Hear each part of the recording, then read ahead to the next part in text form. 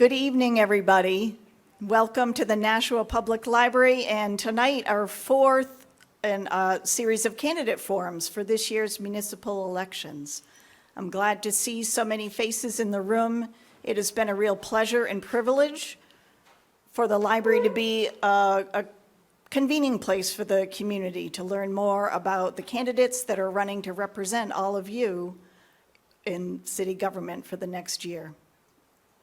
This is your first time in the library, I should introduce myself. I'm Jen McCormick, I'm the director of the library. I think I know most of you. I've been here for a little over 15 years.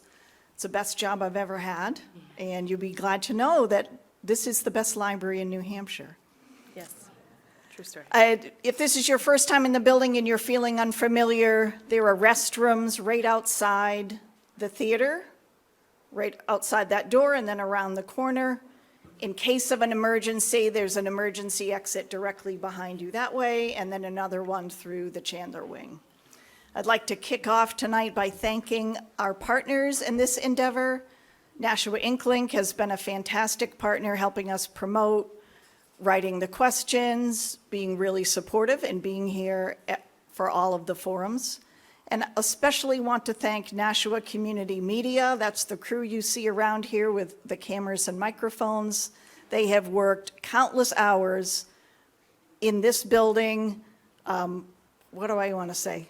Getting themselves set up and running for live streaming and recording. So round of applause for them. And then I'm going to pass it off to Carol.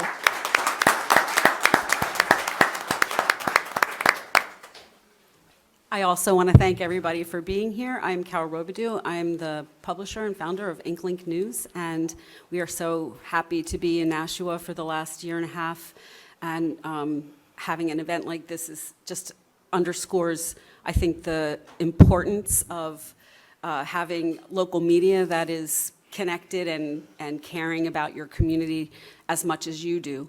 I want to thank also Jen, and I want to thank the community television, and I want to thank our MC for the evening, who you're about to meet, if you don't know him already, Roni Camille, who's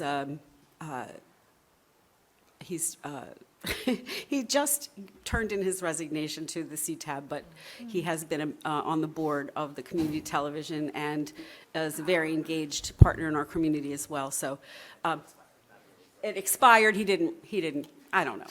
It expired. Anyway, I also want to thank the candidates for being here tonight. It goes above and beyond all the door knocking and all the sleepless nights and all the strategizing just to sit here for an hour or two and field questions. But I think it's very honorable and telling that you're willing to field questions. A lot of these have come from Maya Blanchard, our City Hall reporter, and then we've incorporated questions that have come in from the public, and we collected some at the door. So I think it's going to be a fun-filled evening for all of us. And have some fun, take a deep breath, and thank you all for being here tonight.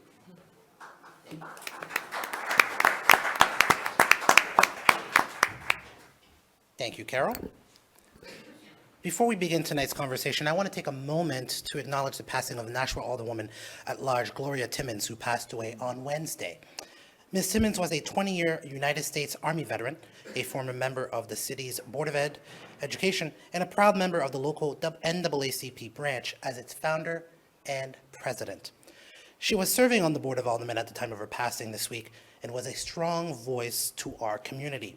Her grandson, Jordan Thompson, stated that, quote, she was the light of many, always showing up for others, and that she gave the same unconditional love to the city of Nashua, and he hoped that she would be remembered as a strong, passionate, and brilliant leader who made a real difference everywhere she served. Ms. Timmons often said she entered public service out of love for her community, and that commitment was clear in the way she lived and led. She was 73 years old and leaves behind her loving family and a grateful city. Please join me in a moment of silence in her honor.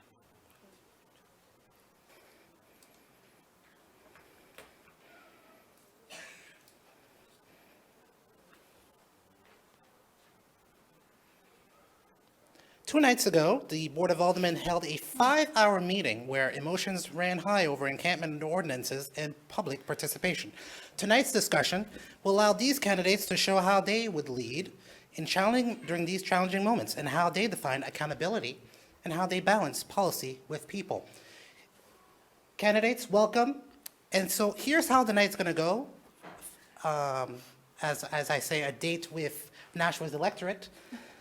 We're going to begin with some introductions, move into policy, the meat of the night, and then we'll end with some closing remarks. Now, candidates will have up to 2 minutes per question. The timekeeper, Ms. Holly, in the back. You see the candidates, there's a clock there. You don't need to go to up to 2 minutes. We'd like to keep it moving. I don't want to repeat Tuesday. Candidates, this is your opportunity to introduce yourself or reintroduce yourself to Nashua voters. So, let's dive in. Question number 1. If I could pull it up. When you're not working or campaigning, what is your one favorite thing you like to do in Nashua? And how could the city make that experience even better for residents? Mr. Gouveia, you're first up. Thank you, and thank you for having me. What I like to do when I'm not in the chamber is really what connects off of Ward 1 is the Lincoln Park and Mines Falls area. Fantastic area to walk in, a lot of resources in there, and I think it's just a fantastic place to spend the evening. Ms. Gregg?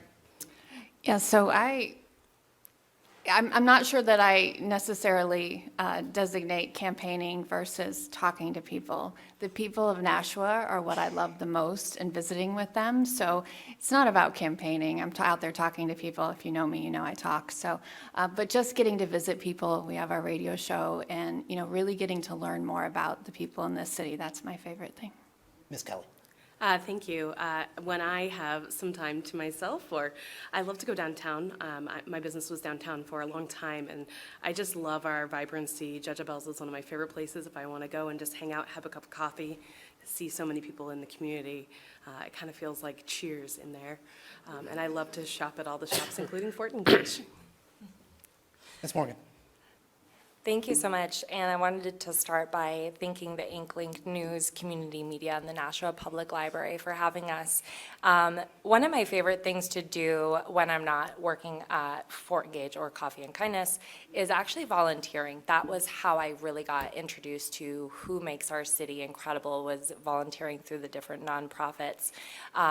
And when I'm not doing that, my second favorite thing is meeting everyone's dogs. And yes, I will remember your dog's name before I remember yours. Sorry, it's just how it is. I met one yesterday named Stanley. He was fantastic. I don't know his dad's name. And the second part of your question was, in what can Nashua do to make more of that available? And so I've actually been working on that for the last 5 years, is to make a public dog park come to Nashua right at Mine Falls. Technically not Mine Falls, but Just outside. touching, so that all the residents can enjoy the same things I do. Okay. On the November ballot, voters will be asked whether Nashua should allow social districts. These outdoor areas are where people may consume alcoholic beverages purchased from participating establishments. If voters approve, the Board of Aldermen will determine where these such districts could operate. What are your thoughts on creating these social districts in Nashua, and how would you balance downtown vitality with neighborhood quality of life? We're going to go backwards this time. Ms. Morgan. I don't want to say this could be another 5-hour Board of Aldermen meeting, but it could be. The way that the question, for those who don't know what it is the way it's written on the ballot is the way that the state designated. So it is not the sitting for Board of Aldermen that decided that, so we'll let them off the hook right from the start. And it is a little bit confusing. But basically the question, if you say yes or no, is allowing the aldermen to have that conversation and designate what that looks like. And so really it's the will of the people. If the people say yes, I'm happy to support it. If they say no, I'm happy to support that too. The second part of your question and what that would look like and balance the vitality and the safety of our downtown downtown. Assuming that this would be something that we do special occasions, for the example of, say, the holiday stroll that's coming up the Saturday after Thanksgiving, please come, could work. It would be interesting to see how that works, and nothing is permanent. If it doesn't work, the Board of Aldermen could in the future say, you know what, this isn't working. But we can't be afraid to try these things to enhance the vitality and support our downtown businesses, restaurants, and bars, wherever it may be, whether it's downtown or in other districts in the city in the future. Ms. Kelly? Can I not go after her? She basically stole my answer. So yes, the question on the ballot is just to allow the alderman to speak to it, and then also debate whether or not we want that in Nashua. Most of the aldermen who have talked about it have been really within that realm of like, do we have it at events? Can we have it at the Pride Festival? Can we have it during the stroll? That sort of more limited scope. I don't know how I personally feel about it yet, but I think it's really important that we hear from the voters, and that if we are allowed to have that opportunity to talk about it, that we look at both the economic vitality of downtown and what the business owners might need, but also the safety of it. Ms. Gregg? So being in the State House, I'm a state representative, for those of you that don't know, and there was a lot of discussion about what this looked like, if this just looked like people walking around town, with drinks and stuff, and ultimately we decided that it should be up to the cities, that it has to come back to the cities to decide, because every city is different in the state. I certainly think that there are times when it could be appropriate versus not appropriate, but the most appropriate action is to let the citizens decide. And then also to understand that if you say, yes, let's look at it, then it's up to your elected officials who you choose to make that best decision. And I think that, they're going to weigh in what income is in the city, a lot of different things, parts of that. I'm not sure that it's always the best idea, but certainly we've seen other areas revitalized with, a beer garden for a special occasion or something, or maybe a tasting thing, but it's certainly not, we're not talking about just letting people carry around open containers and stuff. So there's a lot more that's going to go into this, and I do think the question was confusing. But I would ultimately have to say, let's see what the citizens say first, and then, work with that and make sure that's going to work in Nashua, keeping in mind that, you have safety things, you have all kinds of different things that come up with that, so. Mr. Gouveia? Thank you. I agree with the social districts. I think it's a great economic development tool. On the Board of Aldermen, serve as the Vice Chairman of Planning and Economic Development Committee, and in that time, we've talked about different ways and different tools that we could put inside the tool belt on how to really make Nashua an even better place, in a way we can attract more in instead of pushing out to other communities. And when the state gave us the opportunity to put this on the ballot and let the citizens decide, I think that's fantastic. The power right now is where it should be, which is in the people of Nashua, and if they decide that this is the way we want to go forward, I plan on embracing it fully.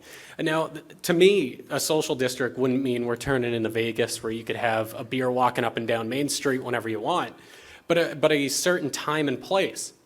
Holiday stroll is a prime example. I see nothing wrong if we were to create a temporary social district downtown for the holiday stroll. You could get a beer somewhere, walk down. I think it would just be fantastic and just another tool in the tool belt that our city could use. So I'm a big supporter of it. I hope the voters can embrace it, and I think this is something that could really make Nashua kind of on the cutting edge of it and getting in on it early. Okay. Well, thank you, all four of you. Moving on to the Elm Street Middle School redevelopment. Two potential developers for the redevelopment of the Elm Street Middle School property are Penrose and Leasing Melbourne Group, LMG.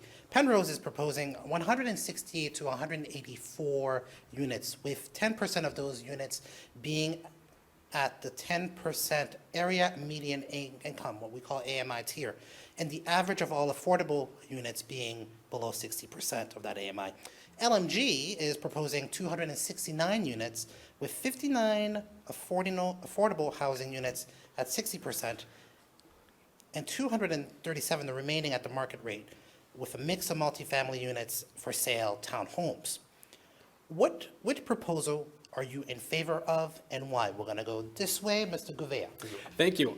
Once again, Planning and Economic Development Committee, we've had a lot of conversations about it. We've had a lot of special Board of Aldermen meetings about this, going over these big two proposals, Penrose and LMG.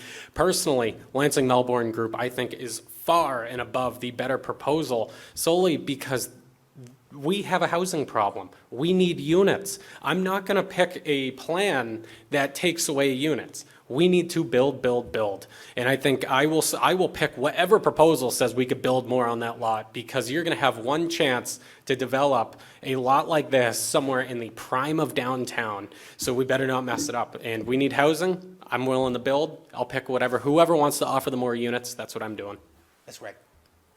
And I would agree. I think at this point, we know that we're at beyond critical mass for the need for housing. So I would pick the one that would have more units, because I think that would help overall. That's going to be an interesting situation, because we also have Keefe. We have a lot of people that feel strongly about that down there. So we definitely need to look at, whether or not the Keefe is going to work and how that can incorporate. But I certainly think that incorporating it with as many houses as possible would help, because you're also going to have to look at, can we put restaurants, can we do other things like that down there?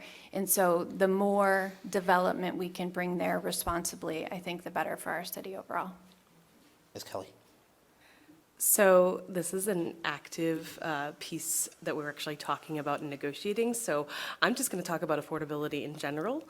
I think that, as someone who started the Affordable Housing Trust Fund, we put our number one goal as units.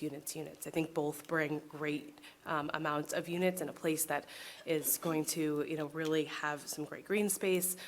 So ultimately, units are so important to our housing infrastructure, because we have less than, I believe it's 0.1% and maybe less at this point, vacancy, which pushes up rents and makes it just so unaffordable to be able to live here. Like right now, nurses, all of those people who come into our great city to work, they can't even afford to live here.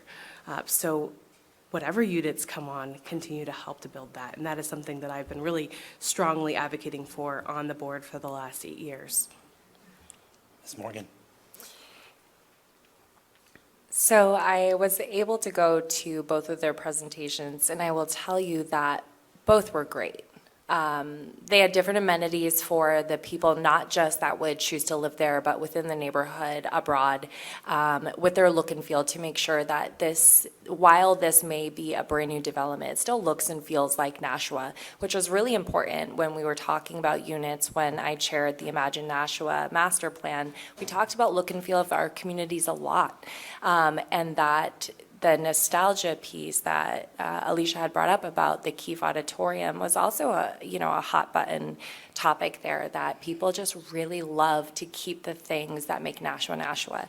So everyone is right, we need more units. So that's about 100 more units, and that's 100 more families, that's 100 more nurses, that's 100 more teachers that could live there if they can afford it. And I think we could push back a little bit. 54 units doesn't really sound like a lot. And with the situation that we're looking at right now with our housing crisis and our unhoused, and Lansing Melbourne has been proven to be a great community partner. They built the Flats on High that opened.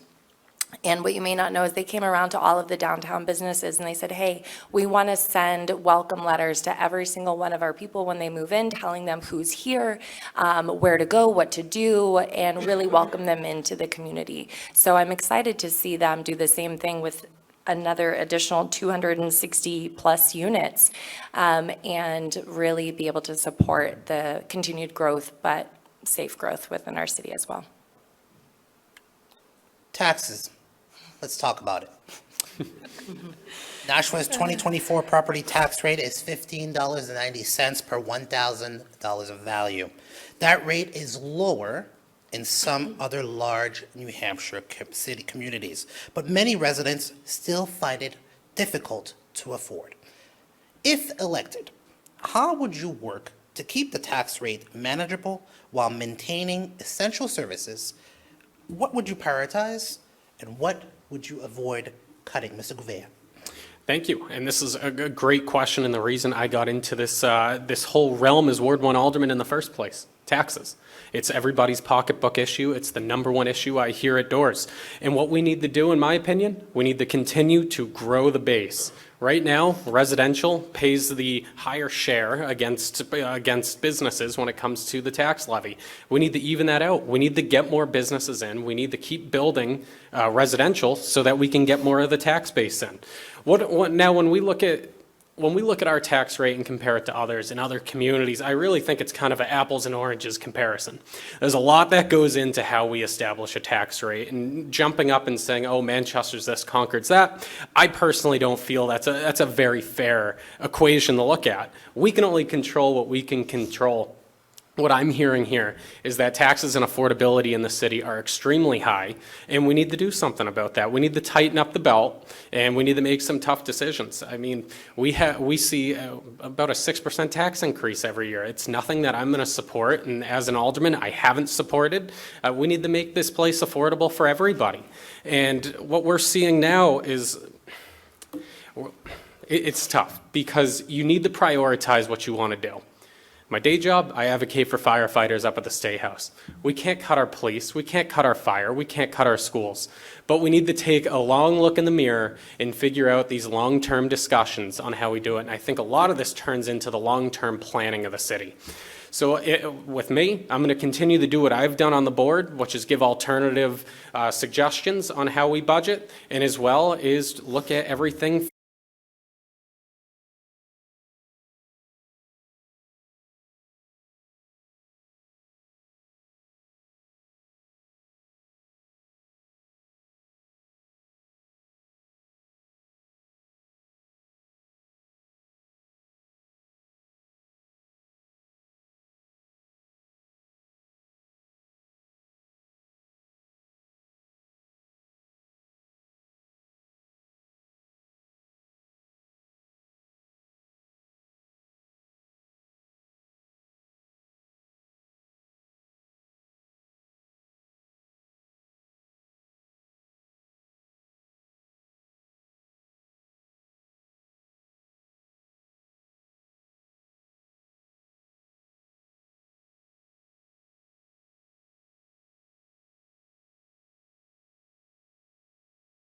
every single dollar. That is an investment in our city. So while we do have this immense amount of pressure from a state who fixes the tax rate for us, who says how much we have to spend. You know, in 1970, they said that we had to do so much for teachers' retirement and first responders' retirement, but then the state continued to kick back what they were going to actually contribute.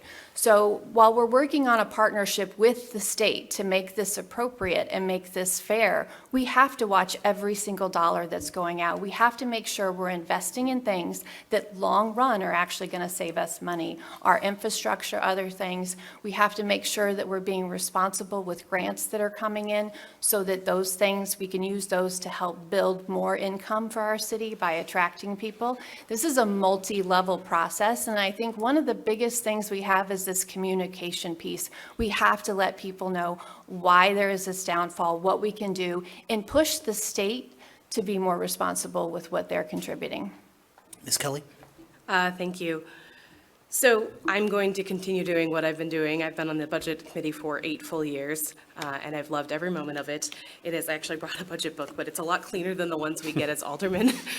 We usually have it all tabbed up, and we get it in a binder, and we really spend a lot of time looking at line by line. And the reason we do that is because by the time the budget hits us, 90% of it is already figured out. That is personnel, that is wages that have already been negotiated that we cannot change. Anything else that has come up, like for example, this year, the school contract for the buses was up 21%. Nobody else bid on that. That wasn't anything we could change. We had to adjust for it. So we look at all of those factors, and then whatever's left is where we start to look at where can we cut here, cut there. But it is a very tight budget by the time it even gets to us as aldermen. And I don't think people fully understand that. Like by the time it gets to us, it is. Most of that's decided. I will say that this year specifically, we really pushed to start lower on our percentage.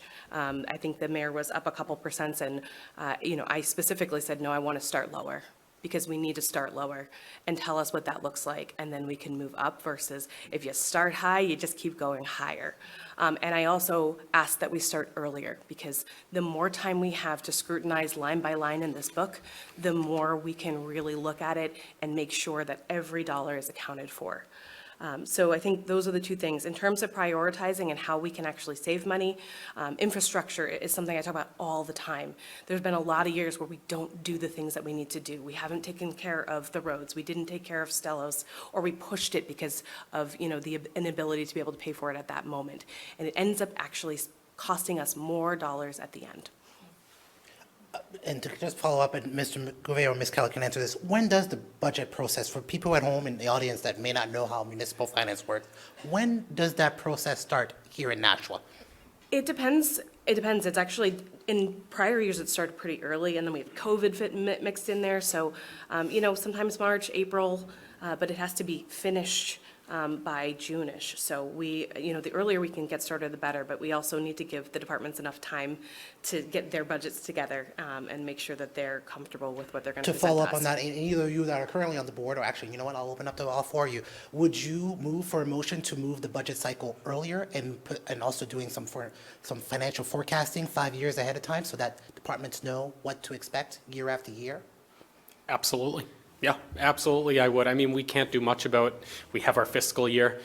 July 1 is when it starts, and that's when it ends. We need to hit that deadline, but as far as starting it, I believe full-heartedly our directors and our managers can come up with their budgets early if we tell them to do it. I think they can absolutely adapt. Ms. And they Gregg? did this year. Yeah. Because we asked for it. Ms. Gregg? I would agree. I think it's a change in pattern, and I think that can be hard sometimes, but it's also important. Sitting on the county delegation, there are things that come up very last minute that it would be nice to have, we have, fought to keep it under a certain rate or whatever, and we just didn't have enough time to really look at things and see if there was another alternative. So I think moving it sooner would be a great idea. Ms. Morgan, thoughts? So I'll answer this, and then I'll go back to my first question. So that is the assumption. That's running on the assumption that they're already not doing that. And if you've had any time to sit down with any CFO of any large company, they're literally doing that all the time. And I would hope and imagine that ours here in the city are as well, and are forecasting for, the next 5 years, 10 years, whatever that may look like, and running different scenarios. And if they're not, well, we should be. But back to your original question. So when we're talking about taxes, what we're really talking about is affordability, and affordability to live here, affordability to build your dreams here, or to make sure that your grown children don't have to move back in with you here. And that, right. So when we're out and when I'm meeting with neighbors and we're having a conversation, I'm asking them, well, what does your budget look like? They're having conversations at their kitchen table where they are worried about the $4 Medicaid increase for their 50-cent prescription each. And that's real. And so we have to treat every single dollar on our budget the same way that our citizens and our constituents are. When we're looking at a budget and we say, oh, you know what, $100,000 isn't really going to move it that much. $10,000 isn't really going to move the needle that much on your taxes. The answer is that attitude is not going to move the needle. And we need to reflect our values that we're having at the kitchen table every single day. And prioritizing is going to be our unhoused crisis and the ordinances that we just had that passed. We've been passing off a lot onto our nonprofits to be able to raise and support, and they've been doing a hell of a good job for what they have. But it is going to get worse before it gets better. We're seeing SNAP benefits that are going to end in a couple of days. We're seeing our ACA, Affordable Care Act, that's going to end, and people are getting their renewal notices in a couple of days. So people are going to get a lot more scared before they're able to. And we can't keep pointing at the state and saying, they're not doing what they're doing, or the federal government isn't. No one's coming to save us. We have to do the work ourselves and roll up our sleeves and get ready and sharpen that pencil to support every single taxpayer here in the city. And I would not cut fire or police. Thank you. And for the record, the tax rate is set by the state, Yes. not the local municipality. Moving on, it is estimated that there are currently 100 homeless/unhoused people living in the city. What can the city do in both the short term and long-term to address this crisis? And what is the city doing well, and what should be done differently? Mr. Gouveia. Thank you. And I think this is the big question going around the city right now. What's happening? What are we going to do? And I think last Tuesday night, after our marathon Board of Aldermen meeting, we came up with action. We heard from residents, we heard from our downtown business owners. We came up with a solution. We compromised on that solution over 2 extremely long meetings, and then we passed. We passed some legislation that you're never going to solve the homeless problem. This did not solve it. I'm not going to say it solved it, but it shows that we're dedicated to action. And I think what we need to do is, we're hearing it, we needed to react. Now we need to look at more and more of what we can do for future planning. And I think my colleague right down the table put in legislation for a resource center trust fund. Fantastic piece. I co-sponsored it, look forward to supporting it when it comes to the full board. And that's what I feel this whole conversation started was, all right, now we need to get our act in a line. This was just one piece. Now it's the following pieces and what we do to continue to solve this issue. Once again, it's going to be extremely hard to solve. A lot of people who don't want help, and then we have people who do, and anybody who wants help should be able to get it. Hands down, 100%. I don't think there's anybody in this room who would say, oh, you want help, but no, we're all set. We're good. No, and it's partnering with our nonprofits. It's continuing to do what we've done. And I think with the encampments now, we're going to be relying on these nonprofits a little bit more, and we're going to be looking for long-term solutions. Like I've said, we need to start looking at more of the long terms. In my ward, we had Salina Avenue, which was a hotbed, and there's campers back there today I heard reports of. So we had an ordinance. Unfortunately, the board didn't pass it, but there is more that we can do, and I won't stop working until we get that done. Ms. Gregg. So I think that, this is a problem, homelessness that has gone back to biblical days. It's something that nobody has ever really solved, and we certainly have a situation right now where we're probably going to see even more people becoming homeless. I think in the short term, what I have seen the city do right is see these people as people. I hate to hear somebody say, well, where are you going to put them? They're people. You don't put people somewhere. You have to see them each as individuals. And I think long-term that also helps, because I always say, if you have met one homeless person, if you've taken the time to talk to one homeless person and understand their plight, then you know one person, and that's it. Each plight is very different. The reason people are not accepting help is very, very different. It could be that they're tired of failing, because they're in this situation, not because they chose to be, and certainly not because, some are down on their luck or whatever, but maybe they've made challenging choices. If we continue to just throw money or say, I'm going to do this one little service, that's not helping them in the long term. There are places like in Austin, Texas, where they have, I believe it's called Village First, where they've started doing these sustainable communities where they actually teach. They take people who are chronically unhoused. They have places where you can get car work done in there, but they teach people actual trades. They have a bed and breakfast. People can go stay and see how it works. They show them how to garden. They show them how to take care of a home. They give them life skills. I would like to see us doing more all-encompassing things right now. We have amazing services and amazing experts in this city, and it comes in direct conflict sometimes with other, people that are not unhoused, that are living their lives, because we have all the services right here on Main Street. So that's where people are going to focus. They're going to be here where their services are because they're trying to survive. So really that push is getting them, how do we move to that next level? And I think it's time to start getting creative. Ms. Kelly.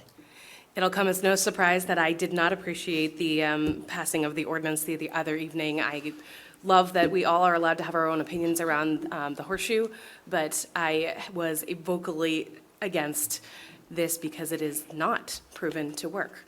Criminalizing homelessness only puts people continually in that cycle and does not get them out. What does work is housing first, getting people into a stable position and then helping them with the services. What also helps is supportive housing. So you have a case manager, you're working through whatever it is that, you made it so that you did not have a home, and they are constantly helping you to get on a path to being independent. And that is what we know is what works. And we've been told that by our public health, by social workers, all the people who are doing this work day in and day out. So in the short term, we need to focus on that. We've been talked to by our public health department about a resource center. That's why I put in the legislation to make sure that that happened. I think it was deprioritized from a perspective of what we wanted to look at for projects, and now here we are. So I have been working very diligently with nonprofits and all of the city departments to come up with what that looks like. But the short-term solution is going to use some creativity, and the long-term is something we're already working on. We're already working on making sure that we get more units on in Nashua, because that's what we need at all levels in order to allow people to come here, to bring rents down, to be able to buy a house like David and I did, what was it, 16 years ago? I can't, and this is very true for anybody in New Hampshire, most people cannot afford to buy the house that they live in now. Ms. Morgan. So I want to echo what everyone said. We're not here to fix homelessness. We're not saviors, right? We're not magic makers.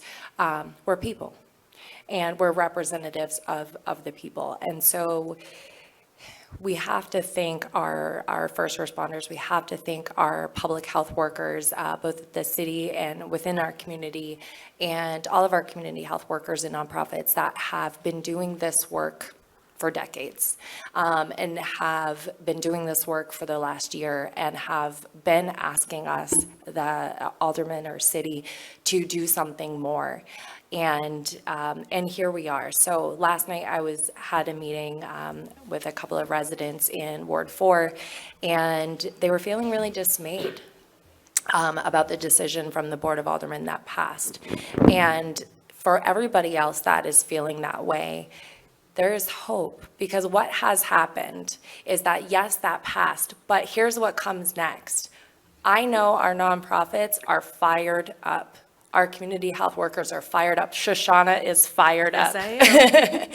And so now we're going to see a shift in that conversation. We're going to see a shift in priorities of our budget. We're going to see a shift in priorities of projects you mentioned that was on the list. Maybe it wasn't one of the top 3 that we chose to fund and move forward with. Maybe it was 6 or 7, but now it's going to be number 1. And so you're going to see an outpouring of support from volunteers and people raising their hand and saying, what can I do? And that's what I love about Nashua. We show up. It doesn't matter how hard it is. It doesn't matter if it's raining outside. We're going to show up and we're going to get the work done, and we're going to do it for each other. And I'm excited, and I hope to earn your vote so that I can join, hopefully, well, not all of you, I guess, but to do the work together. Okay. Majority. All of us, yes. All right. 3 out of the 4. Okay. Which leads me to kind of a candidate direct questions, and which are from the Inkling questionnaire, and hopefully will answer some of our audience submitted questions. We're going to go to Ms. Kelly. You expressed support for the Department of Public Health and Community Service Plan for a resource center for the unhoused homeless population. Legislation has been referred to the Budget Review Committee related to the funding of this center. How do you foresee a resource center operating, and how will it help the current crisis here in the city? Thank you so much for the question. So the public health has come before us requesting a resource center. Their long-term vision had some housing in it, looking for a really brick and mortar opportunity to help people. The idea of a resource center is that we will have a place for people to come during the day. Ideally, they would have a place to take a shower, do their laundry, and that the services that they need will be there. Whether that's welfare, community health workers, mental health, Revive, all of those people would sit there and be able to, so you can come to one place and get your services, get whatever you need to get going for the day, and really make it centralized. And it is the gold standard for how you help people out of, homelessness. So I think where we're going to end up is piloting something in a space for now, and really reading out to the community how that went, and then looking for a more permanent location for a resource center. But the idea of it is a place to go during the day, because basically what happens, I've been on the soup kitchen board for 8 years as well, actually. Got it right as I became an alderman. But, you go have breakfast at the soup kitchen, and there's no place for you to go until dinner when they open up again for that. And then if you get a shelter bed, great, you have somewhere to go. If not, you do that cycle all over again. So and it's not just a place, okay, where you're going to go sit there all day. It's really about making sure that they're getting the help that they need in a really supportive environment. Ms. Gregg, in response to the Inkling questionnaire, you said that to lower the tax rate for Nashua residents, your strategy would be, quote, protect our strong fiscal management while easing that burden by using resources efficiently, pushing the state to fund its fair share, and partnering with nonprofit and businesses so taxpayers aren't carrying the full cost of services. If elected, how would you push the state to fund its fair share, and what do you think that fair share is? Well, I certainly think education is one of our biggest dilemmas that we have currently. So the cost to educate a child is about $22,000. And it's constitutional within this state. We have to provide education for children. Unfortunately, the state, I believe, it's been shown over and over that it is not constitutional. They provide just over $4,000 per student, which means that the rest of that has to fall on the taxpayers. So one of these things is having these conversations and getting people who are electing people to understand that this is what's happening. There's a lot of kind of like chess game, moving around the cups and hiding the ball and stuff and saying, well, this isn't really the problem, or why is it costing so much, to educate kids or whatever. There's building costs, there's all kinds of different things. So I think part of that is making sure it's a communication piece, and communication is one of my really hallmark things that I want to push, and that is helping people understand when you're electing officials what we're looking at right now. The governor of this state, who knows that this is what's happening, and knows the decision that the Supreme Court has put out and said, well, we're still not going to fund anymore. The Supreme Court said, no, the state has to fund this. She lives here in Nashua. She has to know. It's up to us Nashuans to tell her, this is a problem. Like, this is not, it's not that it's not fair. It isn't fair, but it's not even constitutional. When the state says we have to do things, and it's in our Constitution that this has to be funded, the state should be on the line for that. We have let it go for far too long by letting disinformation happen and saying, okay, well, it just must be our city not doing it right. That's not it at all. As far as states go, we are the lowest, the bottom of the totem pole on how we fund these things. That's a problem. Okay, as we continue to talk about taxes, Mr. Gouveia, in response to your Inkling questionnaire, you said to ease the tax burden, you would focus on, quote, limiting new bonding, prioritizing truly essential projects, and streamlining city departments to cut down on duplication. You said this means, quote, relying on attrition and thoughtful staffing decisions to make sure we get the most out of our workforce while keeping services reliable and affordable. What departments or staffing positions do you feel are being duplicated, and how should it be better streamlined?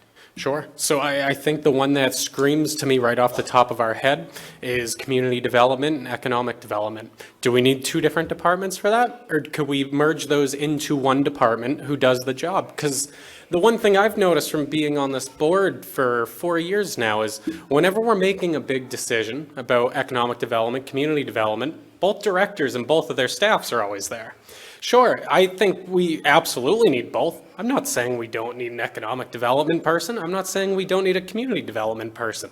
But do we need two separate departments that have full staffs? Or is there truly a lot of common area where, we could Like I said, by attrition. I'm not looking for mass layoffs. What's happening in the city is not going to be fixed in a day. It's not going to be fixed in a year. It's a long-term process. I think what we need to do is, as people start to retire and move to new employment opportunities, is really look at the structure.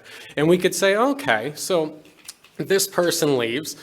Oh, well, that job had a lot to do with economic development, but also had to do with community development. Could we combine that job together and bring in one person instead of bringing in two people? I think these are the types of conversations we need to have across all departments. Yes, our departments work fantastic together, and I think that's great, but does that mean we're duplicating efforts? I don't know, and I think that's something we should dive into and we should really look at.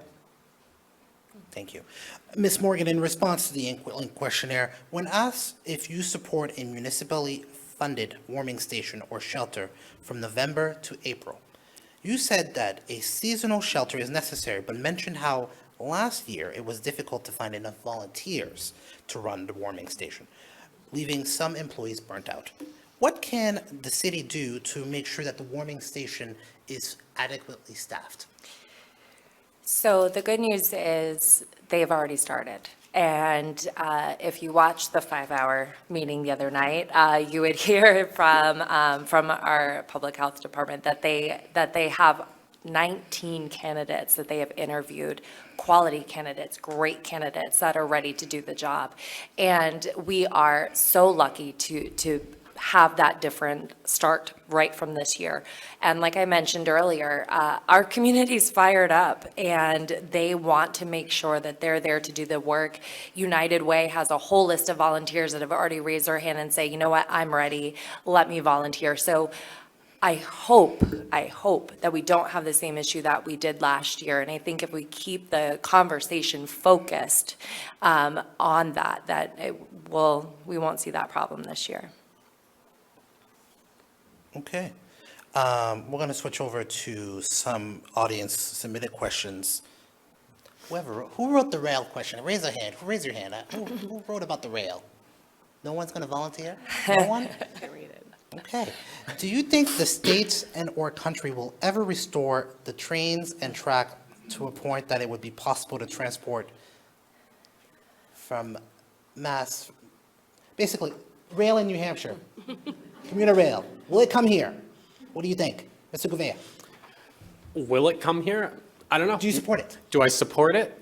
From a citywide, the city taxpayers should pick up the complete dime? No, I don't. Ms. Gregg?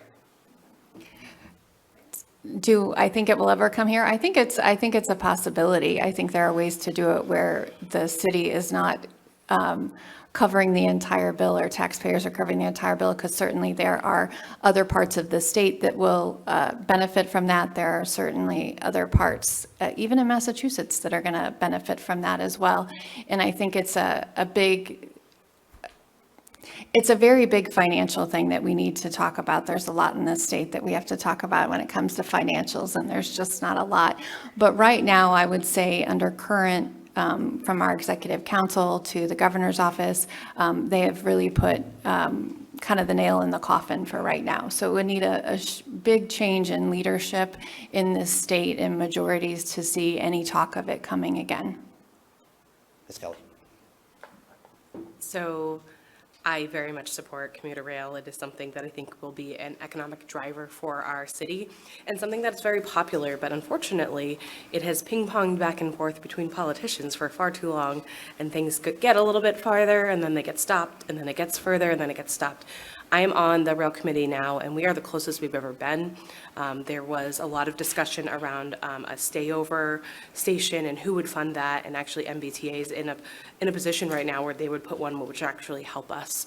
So we are closer than we've ever been to be able to talk about this. It was never on the entire backs of the taxpayers. A portion of it, I believe maybe the station would be covered by the city, but all of the other upgrades, et cetera, we would be looking for federal dollars as well as a partnership with MBTA. But as somebody who, when I first moved to Nashua, this was a bedroom community for me. I basically went into Boston to big agency life every single day, and it was a 4-hour bus ride.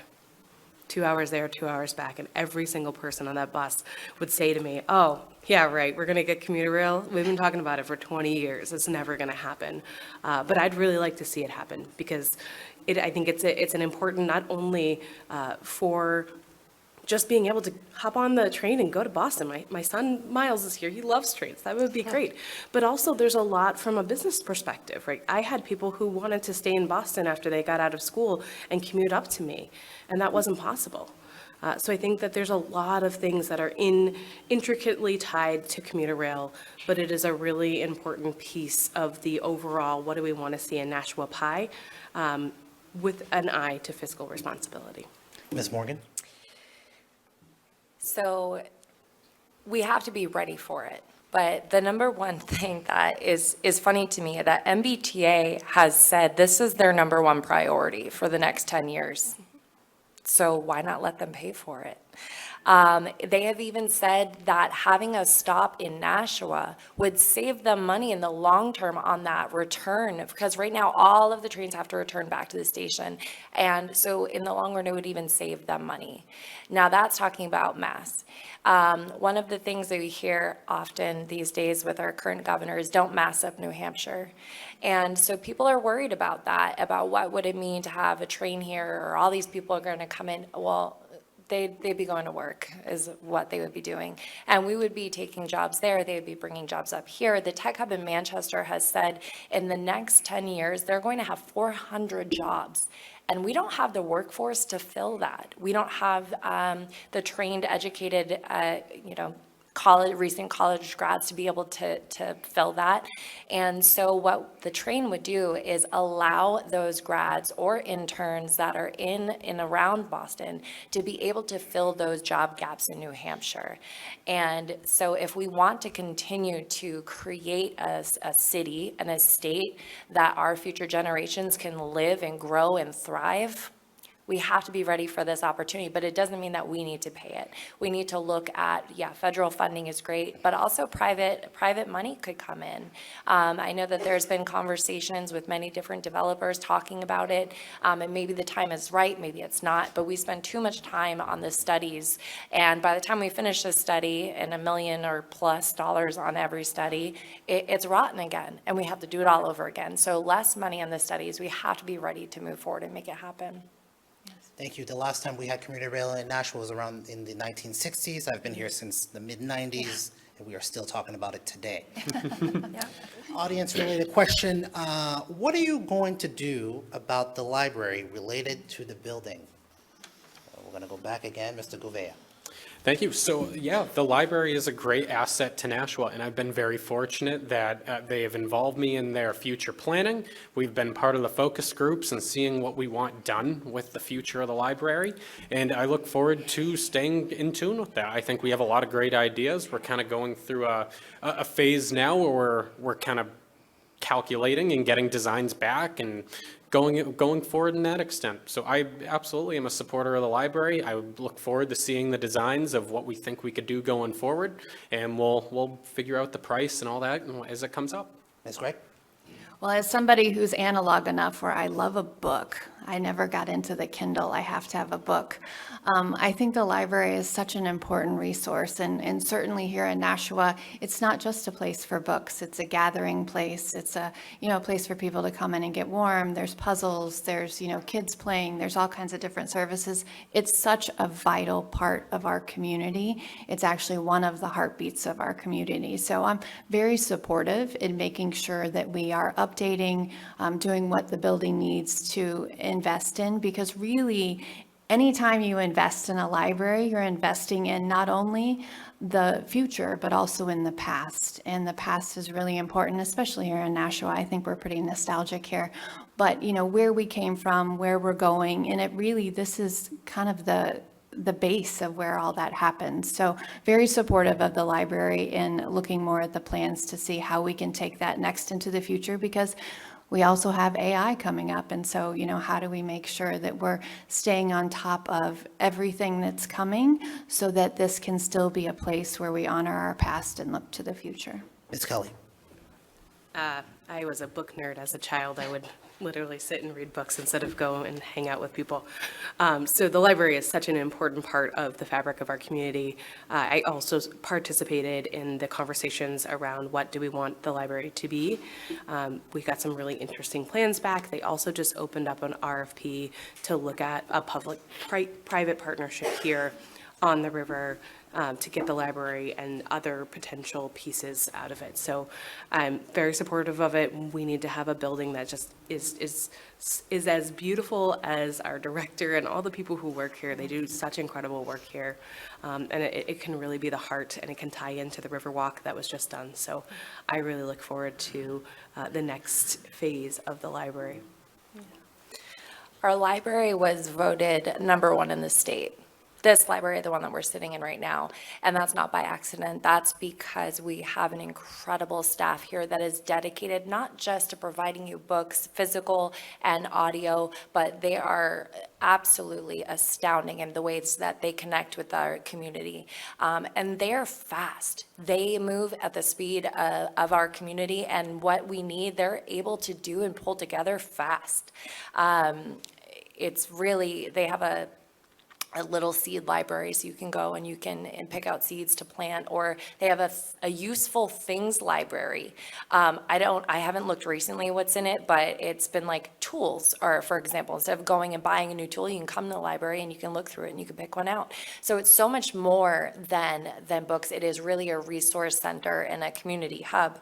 I actually just renewed my library card right before we started this upstairs. They made it quick and easy. And I wish that they actually had merch. So to the friends of the library, who are some of the happiest volunteers I've ever met in my life, please make merch so we can buy it and support you in those future endeavors. I have specifics. I would like a book bag, sweatshirt, coffee mug, maybe a bookmark would be great. But seriously, we have the #1 library and we need to keep it that way. We should be proud of that. Indeed, and the library is celebrating 54 years, as Director McCormick just told me. It's a great place to be, great resources. I believe it's called the Library of Things, Director McCormick? Mm-hmm. Okay. I'm going to switch this up a little bit here. I'm going to take a pause from the audience question. Where did my question go? How do you lead in a divided room when both sides are motivated by compassion but disagree on approach? Ms. Kelly. How do you lead in a divided room, right? Is that what you said? Yes, I think ma'am. you lead with honesty and integrity, and you spend time, telling people what your perspective is, but not necessarily judging them for theirs. And that's how you get people to be able to open up and talk. And I would add to that, curiosity is really important, right? Okay, I'm not going to instantly villainize your opinion. I want to know why you think that. And can you explain that to me? And then continue to add and question those things. So I think that's how you lead. We are sadly living in very divided times, but I think when you're part of a community and you can connect on a level that's human, that's how you can really bring people together and move forward. Mr. Gouveia. Thank you, and it's a great question. I think how you lead is by open-mindedness. I think if you go into a negotiation with your mind made up and you can't be swayed one way or another, you're doing a very big disservice to everybody here. We go in, and that's one thing I like about the Board of Aldermen, is we can go in and have a great conversation, and it can be passionate, and at the end of the day, we're going to make a choice. But all 15 of us around the horseshoe, I think there's a very good understanding of we all want what's best for Nashua, and we just have different ways of looking at how we get there. So with me, it's always been, I'm going to come in open-minded. I have an idea of what I would like to see. I'm going to fight for my position, but there's absolutely been times I've been swayed on that board to go one way or another. I've been for it. You bring up a very good point. Maybe we could find an amendment. I think you have to be willing to work together. And I think everything we see up in Concord and what we see in DC is just wrong. It's people who don't want to work together, and that's not a service for anybody. Ms. Morgan. I think the very first thing you do is you close your mouth and you open your ears. You have to listen. And you have to listen not just to the words that are being said, but the words that aren't being said. You have to learn how to read between the lines. You have to find the common ground. You have to use phrases like, tell me more. And you have to use phrases like and instead of but. Because sometimes it's not black and white. Sometimes the answer is both. And we have to figure out how to make that happen. And really just be a solution seeker instead of a problem pointer outer. That's a technical phrase. But it is. It's let's seek a solution. And maybe we both walk away and we don't feel like we won because it's not a win-win. It should be 3 wins. You win, I win, and the community wins. And if you don't have that last piece, nobody won. Ms. Gregg? I think it's important as somebody who's in leadership to always check your bias at the door. And I agree that listening is the number one thing we should do. When you become an elected official, you don't represent just the people who voted for you. You represent every single person in your district, and sometimes even beyond your district. So one thing that I've always pushed to do is have those uncomfortable conversations, listen to those, because a lot of times there's solution in that. At the State House, I actually co-founded a caucus that is built on the Braver Angels model, which is, getting neighbors to talk again and stuff. But it was built on outside of legislation, can we get along? And it was successful. I have a lot of friends there. I've been able to get in a situation where I'm not in the majority. We've been able to get a lot of nonpartisan legislation through just by saying, you know what, let's have a difficult conversation. I know you might have very different viewpoints with me, but I'm going to sit down and I'm going to listen. And I've always had those conversations with constituents here in the city that some of them were my biggest trolls online. Those are the ones that I say, okay, well, but what do you need? Every single person needs something, and every single person has valuable insight into a problem. So it's always about seeing people more than you see the problem, because if you can put that aside, you will find a solution that you never would have thought of. Okay, thank you. We've reached a midpoint here in our event, and this is where we are going to get a little personal. I'm going to take a page out of our moderator from last week from the Board of Ed. I'm not going to ask you about pizza. Oh, but I was so ready for that I question. know. All right. Yeah, but I am going to ask you. Sopranos. I am going to ask you because I'm kind of gearing up on what my other questions are going to be. Your favorite place in Nashua to get ice cream? Well, mind you, we are not in the season of ice cream. And I was going to break it down to 2 establishments, but I'm not going to do that. But what is your favorite place in Nashua to get ice cream? Mr. Gouveia. It got to be Hayward's, Sometimes I feel like I have to remortgage my house to go there, but it's great. Ms. Gregg? Is there any other answer besides Hayward's? I'm not sure I found it, if it's right here in Nashua, and it's actually a walk from our house, so I can feel healthy about it too. But they have this great crunch topping that I've only ever found where I grew up in Southern Illinois, and so, that's just the only answer there is. Ms. Kelly? I feel lame saying Hayward's, but that's when you go. I've gone there before a Board of Aldermen meeting, gotten a whole ice cream and eaten it before going inside. Ms. Morgan? The question is, which Hayward's? Right? The drive-through or the original? And when Hayward's is closed, where do you go? And for me, that's a specific brand of ice cream called Alex. It is absolutely delicious. I've tried every single flavor. I have a pint-a-week problem. Okay. Well, shout outs to Hayward's and shout outs to all the ice cream establishments, the big one, Bruce, and all of those. I had a question from the audience, and I was trying to do research. Do you think we are bonding too much? And for the folks at home in the audience, bonding means borrowing. Do you think we are bonding too much in the city? Unfortunately, do not have the amount. Trying to look that up, I couldn't find it. Mr. Gouveia.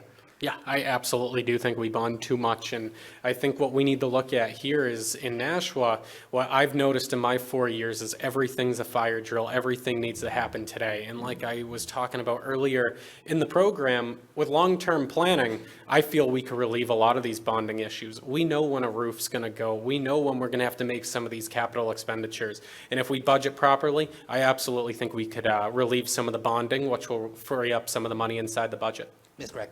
Well, I think that's a complicated question because with bonding, we actually get lower rates on certain things. So it's kind of like the first time you ever, when you have your credit cards, you don't want to get rid of your credit card that you've had the longest, because then it actually brings up your credit score and stuff. So I think that the lack of funding that we have in this city, based on the very minimal budget that we have, and what the city has been able to do as far as bonding and keeping our rates incredibly low on that bonding, a lot lower than other cities.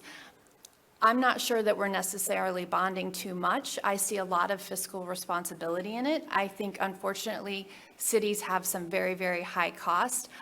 I'm always open to looking and saying, can we adjust things? I do think in a city that is as old as ours, we have a big problem with infrastructure.